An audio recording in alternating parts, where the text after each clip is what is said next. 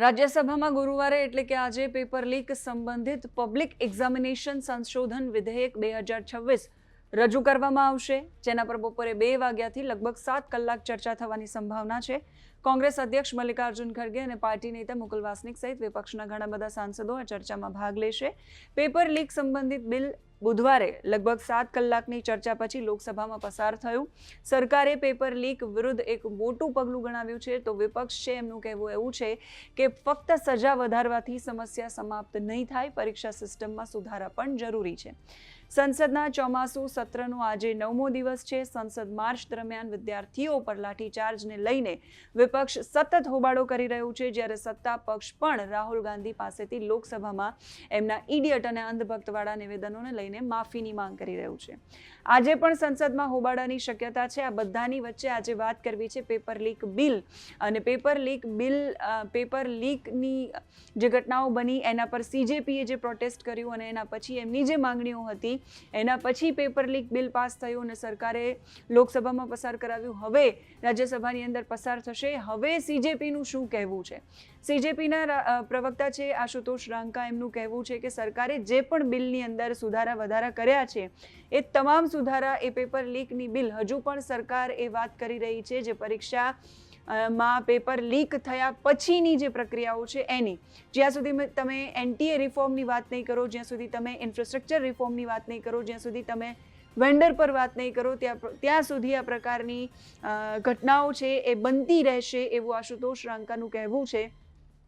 સૌથી પહેલા સ્ક્રીન પર એ જોઈ લઈએ કે જૂના બિલમાં શું હતું અને નવો જે પ્રસ્તાવિત સુધારો કરવામાં આવ્યો એમાં શું છે. ઉદ્દેશ છે પેપર લીક અને નકલ ચેક માટેનો કાયદો જે છે એ બનાવવામાં આવ્યો હતો 2024માં.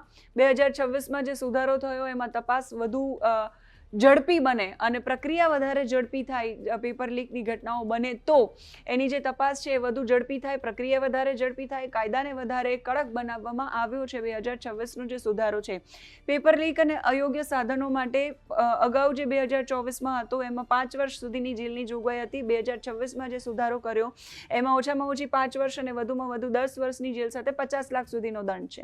એ સિવાય 10 વર્ષની જેલ અને ઓછામાં ઓછો 1 કરોડનો દંડ છે અસંગઠિત ગુના માટે, જેમાં સુધારો કરીને ઓછામાં ઓછી 7 વર્ષની જેલ અને 10 કરોડ સુધીનો દંડ છે એ મૂકવામાં આવ્યો. તપાસની સમય મર્યાદા નિશ્ચિત નહોતી. પહેલા 2024માં સુધારામાં 2 મહિનાની અંદર તપાસ પૂરી કરવાની રહેશે.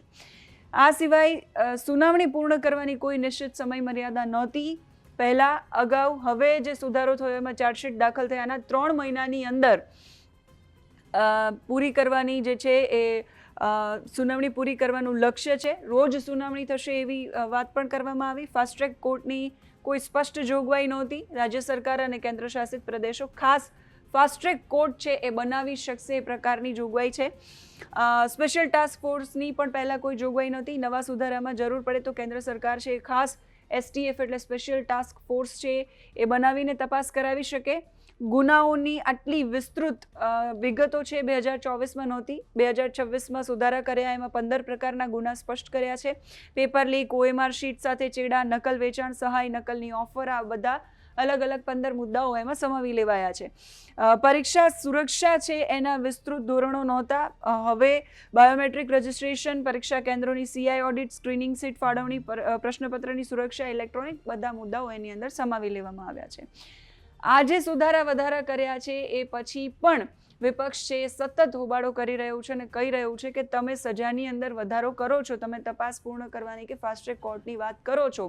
ફાસ્ટ ટ્રેક કોર્ટની વાત જ્યારે પ્રધાનમંત્રી નરેન્દ્ર મોદીએ કરી એના બીજા દિવસે જ ફાસ્ટ ટ્રેક કોર્ટની અંદર એ સુનાવણી થઈ શકી નહીં, કેમ કે અધિકારીઓ છે ત્યાં પહોંચ્યા નહીં. અભિજીત દીપકેનું પણ એ જ કહેવું છે કે સરકાર ફાસ્ટ ટ્રેક કોર્ટની વાત કરે છે પણ ફાસ્ટ ટ્રેક કોર્ટની અંદર સુનાવણી થઈ શકતી નથી. આશુતોષ રાંકાનું પણ એ જ કહેવું છે કે પેપર લીકની જે ઘટનાઓ બને છે, પેપર લીકની ઘટનાઓને રોકવા માટે એના શરૂઆતથી વિચાર કરવો પડશે. જે સુધારા વધારા કર્યા છે પેપર લીક થાય તો એના માટેના છે, ન થાય એના માટેનું કોઈ પ્રાવધાન કે કોઈ જોગવાઈ છે એ નથી. આશુતોષ રાંકા શું કહી રહ્યા છે સાંભળીએ એમને. आज जो अमेंडेड बिल पास हुआ है उसमें फिर से वही दिक्कत है जिस बारे में हम लगातार बात करते आ रहे हैं. आप पेपर लीक होने के बाद की सारी बातें कर रहे हैं, चाहे वो फास्ट ट्रैक कोर्ट्स हों, चाहे हार्शर पनिशमेंट हो, चाहे पेनल्टीज हों, लेकिन पेपर लीक रोकने के लिए आप क्या कर रहे हैं उस बारे में आपने आज भी कोई बात नहीं की. जब तक आप एनटीए रिफॉर्म्स की बात नहीं करेंगे, जब तक आप एसएससी को स्टैट्यूटरी बॉडी बनाने की बात नहीं करेंगे, जब तक आप एग्ज़ाम शेड्यूल में, कैलेंडर में, सिलेबस में ट्रांसपेरेंसी की बात नहीं करेंगे, जब तक आप कोचिंग सेंटर्स के बारे में बात नहीं करेंगे, जब तक आप वेंडर्स को किस तरह से हैंडल किया जाए, ब्लैकलिस्टेड वेंडर्स को सिस्टम में घुसने से कैसे रोका जाए, इस बारे में बात नहीं करेंगे, जब तक आप फिजिकल और डिजिटल क्या कहते हैं ऑडिटिंग की बात नहीं करेंगे, जब तक आप हमारे पूरे एग्ज़ाम सिस्टम को एंड टू एंड चेक नहीं करेंगे, उस प्रोसेस को स्ट्रॉन्ग नहीं बनाएंगे, एग्ज़ाम इंफ्रास्ट्रक्चर को ठीक करने की बात नहीं करेंगे, तब तक पेपर लीक की समस्या नहीं हल होने वाली है। आप सिर्फ एक पार्ट एड्रेस कर रहे हैं कि पेपर लीक होने के बाद क्या हो। बात आपको इस पर भी करनी पड़ेगी कि पेपर लीक को रोका कैसे जाए। आप हमारा 5 पॉइंटर डिमांड चार्टर देखिए, आप स्टूडेंट से, अकेडमिशियन से, एक्सपर्ट से, डिजिटल, साइबर सभी तरह के एक्सपर्ट से बात कीजिए। जल्दबाजी में फैसले मत लीजिए, क्योंकि ये देश के बच्चों के भविष्य का सवाल है।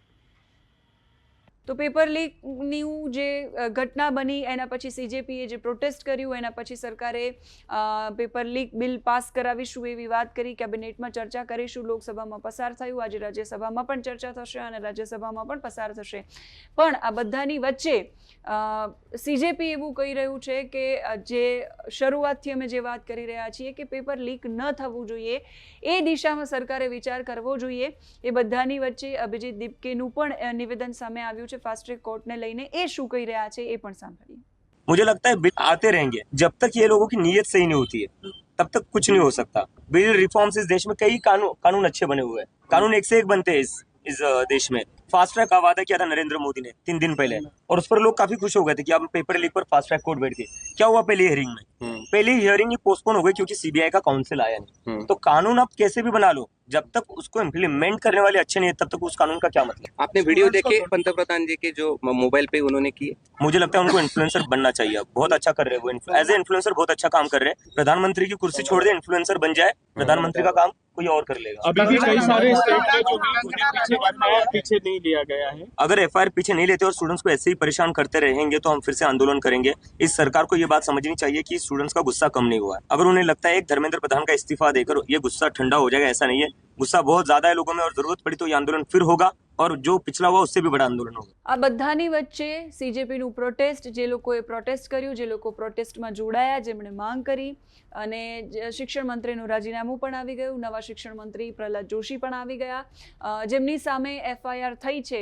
સરકારે સીજેપીની જે માંગ હતી કે એફઆઈઆર નહીં થાય અને પ્રોટેસ્ટર્સને હેરાન કરવામાં નહીં આવે, ઘણી બધી જગ્યાઓ પર પૂછપરછ કરવામાં આવે છે વિદ્યાર્થીઓની, એમની સામે ફરિયાદ દાખલ કરવામાં આવે છે. એટલે સીજેપી ફરી પાછું એક મોટું આંદોલન થશે એવી વાત સતત કરી રહ્યું છે. સરકાર એના જે વાયદા વચનો આપ્યા છે એનાથી પીછેહટ કરી રહ્યું છે. એટલા માટે સરકાર હજુ પણ એ વચનોથી પાછું ન જાય તો સીજેપી આંદોલન ન કરે, પણ અત્યારે તો બહુ જ મોટા આંદોલનની વાત છે સીજેપીએ કરી દીધી છે. અભિજીત દીપકેએ કરી દીધી છે. આશુતોષ રાંકાએ જે કહ્યું છે પેપર લીક ન થાય એના માટે એનટીએ રિફોર્મ્સ પર, ઇન્ફ્રાસ્ટ્રક્ચર પર, વેન્ડર્સ પર, એ બધી વિષયો પર તમારું શું માનવું છે, આ બિલમાં જે સુધારા થયા છે એના પર તમારું શું માનવું છે, કમેન્ટ કરીને કહેજો. અત્યારે આ વિડીયોમાં બસ આટલું જ. નમસ્કાર.